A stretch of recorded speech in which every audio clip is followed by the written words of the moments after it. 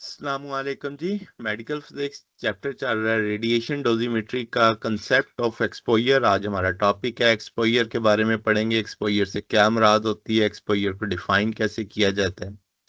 तो development of modern डोजीमेट्री के जो प्रैक्टिकल नीड था क्वांटिफाई करना कि एक्सरे और गामा रेज की फील्ड को रिप्रोड्यूसेबल मैनर में, अब हम कहेंगे कंसेप्ट ऑफ एक्सपोजर अब मर्ज करता है कि ऑब्जर्वेशन के जो आयनाइजिंग रेडिएशन है वो प्रोड्यूस करे मेजरेबल आयनाइजेशन इन एयर। तो हम उस आयनाइजेशन को सर्व करें as a surrogate for the radiation field intensity के लिए। यानी एक्सपोजर फंडामेंटली रेडियोमेट्रिक यूनिट है, डोजीमेट्रिक यूनिट नहीं है। यानी एक्सपोजर एक प्रॉपर्टी ऑफ रेडिएशन है जो कि प्रैक्टिकल डिस्क्राइब करेगा एक्सरे और गामा रे को किसी प्लेस पे जहां पे इसे मेजर करना यानी सोच होगी। ये कुछ नहीं बताता कि रेडिएशन ने क्या किया, रेडिएशन को क्या हुआ और उसने क्या इफेक्ट प्रोड्यूस किए। ये सिर्फ उनकी मिकदार यानी जिसे क्वांटिफिकेशन कहेंगे वो बताएगा। तो स्पेसिफाई करता है रेडिएशन फील्ड को, नहीं बताता कितनी एनर्जी एब्जॉर्ब हुई मीडियम के अंदर, सिर्फ बताता है कि रेडिएशन है कितनी। तो रेडिएशन एक्सपोजर क्वांटिफाई करता है आयनाइजेशन प्रोड्यूस बाय एक्सरे या गामा रेज इन एयर। अगर हम प्रॉपर डेफिनेशन पढ़ें तो वो होगा quotient of total charge of आइन of one sine produced in air in a mass of that air under the condition all liberated electron or positron are completely stopped in the air। X is equal to d q by d m आ जाएगा। यहाँ पे D Q को अगर properly define किया जाए तो absolute value of the total charge आएगा वन साइन, यानी या सारे पॉजिटिव लेने हैं या सारे नेगेटिव लेने हैं।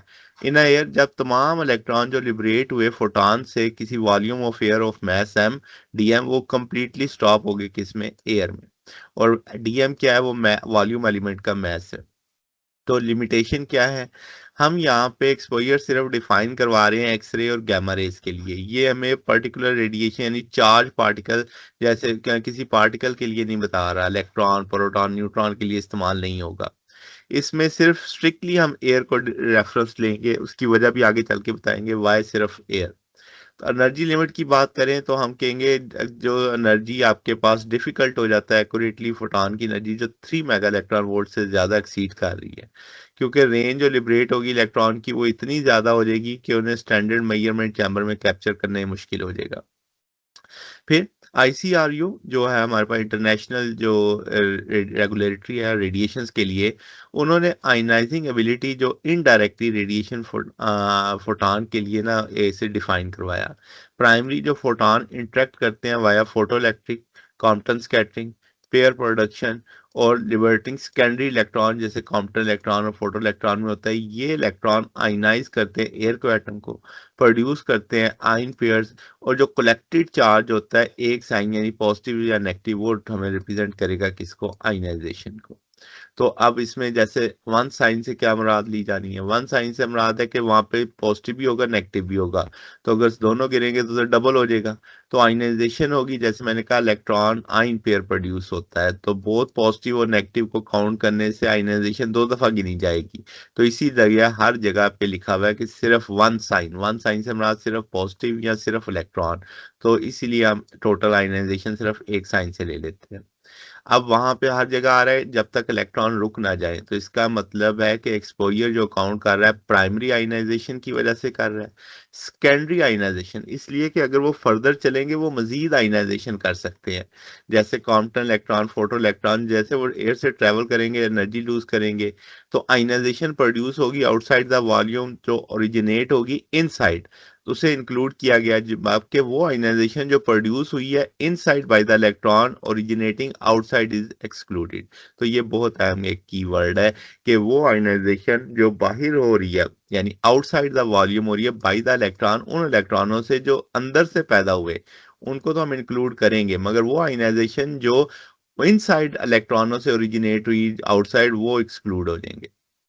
एयर क्यों ली गई, एयर को स्पेसिफाइड इसलिए रखा गया क्योंकि ये आर्बिट्रेरी, क्योंकि एयर बिल्कुल जो एटॉमिक नंबर है इफेक्टिव नंबर वो बिल्कुल ह्यूमन टिश्यू जैसा सॉफ्ट टिश्यू जैसा उसके करीब करीब वैल्यू है। तो इफेक्ट्स को समझना आसान हो जाएगा। तो आयनाइजेशन में जो एयर में होगी वो प्रैक्टिकली और रिप्रोड्यूसेबल होगी। और एयर एक यूनिवर्सली अवेलेबल और कंसिस्टेंट कंपोजिशन वाला एलिमेंट है, इसलिए इसको डिफाइन करने के लिए ये लिया गया है। अब अगर हम यूनिट ऑफ एक्सपोजर की बात करें एसआई वर्सेस रोजन, तो एसआई में से एक्स यूनिट कहा जाता है, इसे कूलम पर केजी कहा जाता है, यानी इतने चार्ज इतने केजी में प्रोड्यूस हुए, और सम टाइम इसे एक्स यूनिट कहा जाता है। रोंजन क्या था? रोंजन पुराने यूनिट है, इसे बेस किया जाता है इलेक्ट्रोस्टैटिक यूनिट ईएसयू की बुनियाद पे। तो अमाउंट ऑफ रेडिएशन जो प्रोड्यूस की जाती है 1 ईएसयू charge 1 centimetre of dry air at STP, तो उस मिकदार को हम रोंजन बोलते हैं। अगर हम रोंजन की वैल्यू निकालें कितनी होगी कूलम पर केजी के अंदर, तो एयर की डेंसिटी ले लेते हैं, 1 ईएसयू चार्ज ले लेते हैं, तो रोंजन होता है 1 ईएसयू पर सेंटीमीटर क्यूब। तो यहाँ से एडजस्ट करके निकालेंगे 2.58 10⁻⁴ कूलम पर केजी। तो अगर इसे वाइस वर्सा करें कि 1 एक्स किसके बराबर होगा, तो 3876 रोंजन के बराबर होगा। तो इस तरीके से दोनों का लिंक आ जाता है। अगर W वैल्यू होती है एयर के लिए, जो एवरेज एनर्जी रिक्वायर्ड होती है 1 आइन पेयर को प्रोड्यूस करने के लिए, वो होती है 33.97 इलेक्ट्रॉन वोल्ट पर आइन पेयर, यानी एक आइन पेयर प्रोड्यूस करने के लिए कम से कम इतनी एनर्जी रिक्वायर्ड होती है। तो जो एक्सपोजर है ये यानी सर्व करता है proxy for that radiation definition field intensity के लिए, क्योंकि जो आयनाइजेशन है एयर में ये रिलेटिवली इजी है मेजर करना विद हाई प्रिसीजन, क्योंकि ये कोरिलेट करता है potential biological effect with the tissue, ये जैसे हम पीछे पढ़ के आए हैं, और इसे कन्वर्ट करना आसान हो जाएगा अब्जॉर्ब डोज में। तो फंडामेंटली जो रेडियोमेट्रिक क्वांटिटी है टाई की जाती है फोटॉन फ्लुएंस और एनर्जी ट्रांसफर इन एयर से। तो डायग्नोस्टिक रेडियोलॉजी में या रेडियोथेरेपी प्रोडक्शन में अलाउ किया जाता है स्टैंडर्डाइजेशन ऑफ एक्सरे आउटपुट, यानी एमआर रोंजन पर R, before the modern quantities like kerma was standard. तो ये माजी की बात हो रही है। अब अगर हम एनर्जी डिपॉजिट देखें in air per unit exposure, तो अंडर जो चार्ज पार्टिकल इक्विलिब्रियम की बात करें तो एक्सपोजर डायरेक्टली रिलेट करता है एनर्जी अब्जॉर्ब्ड इन एयर के। तो हम कहेंगे एक्सपोजर जो एक्स है कूलम पर केजी, नंबर ऑफ आइंस पर केजी कितने होंगे, तो n is equal to x बटा ई कर देंगे। ई चार्ज की मिकदार है, तो यहाँ से अब्जॉर्ब डोज आ जाएगी एयर के अंदर D(N)W एयर, तो n की जगह x बटा ई आ जाएगा। अब आपके पास W एयर हमने निकाली हुई है, हमने बताया था कि वो कितनी है 33.97 है, तो उससे x की वैल्यू 1 कूलम पर केजी है, चार्ज की कीमत हमें पता है, तो इस सारे को लेके सॉल्व करेंगे, यानी ये 1.6 1.10⁻19 कूलम पर आइन पेयर हमने ये निकाली हुई है। तो इसको ये सारी वैल्यूज को लेके सॉल्व करने से ये 33.97 जूल पर केजी आ जाएगा। तो इसका मतलब 1 कूलम पर केजी जब एक्सपोजर होगा तो एनर्जी एब्जॉर्प्शन कितनी होगी, 33.97 जूल पर केजी होगी। और अगर हम इसी को एनर्जी डेपोजिशन को रोंजन में निकालना चाहें, तो डी एयर उसी तरीके से हमने वैल्यू निकाल ली थी, दिस वन के 1 रोंजन इतने के इसके बराबर होता है, इसे उसमें कन्वर्ट कर देंगे जो हमने 33.97 निकाला उसके, तो इस सारे को निकालेंगे 0.00876 जूल पर केजी आ जाएगा। तो यहाँ से इसे रेड में कन्वर्ट कर लेंगे तो ये 0.876 रेड आ जाएगा। तो 1 रोंजन जो एक्सपोजर होगा वो प्रोड्यूस करेगा 0.876 रेड, या मिलीग्रे कह सकते हैं, 8.76 मिलीग्रे इन एयर। तो ये हमारे पास टॉपिक था। अगर आपको इसमें कोई बात पूछनी हो, डाउट हो, नीचे कमेंट्स में पूछ सकते हैं। वीडियो अच्छी लगी हो वीडियो को लाइक कीजिएगा, दोस्तों के साथ शेयर कीजिएगा, चैनल को सब्सक्राइब कर दीजिएगा। अब तक के लिए इतना ही, बकिया इंशाल्लाह नेक्स्ट देखेंगे। ओके, अल्लाह हाफिज।